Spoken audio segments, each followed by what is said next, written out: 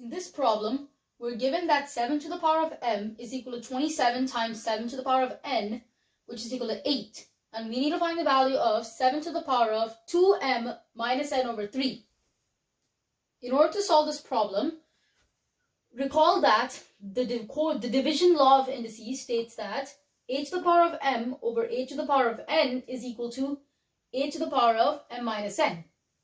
Applying that on 7 to the power of 2m minus n over 3, we get that it equals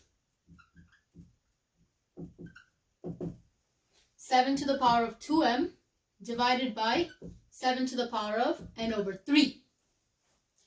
Now, since we know that 7 to the power of n is equal to 8, we can square both sides of the equation to get 7 to the power of m whole squared is equal to 64. By the power property of indices, a to the power of m times whole to the power of n is equal to a to the power of mn. So this means 7 to the power of 2m is equal to 64. We can also solve for 7 to the power of n over 3 in the same way. Since we know that 27 times 7 to the power of n is equal to,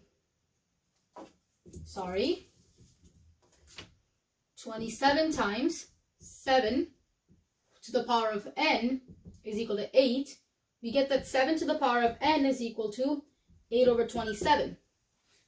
Since we need n over 3, we can take the cube root of both sides of the equation to get 7 to the power of n whole to the power 1 over 3 is equal to 2 over 3. Again, by the power law of indices, we can rewrite this as 7 to the power of n over 3 equals 2 over 3.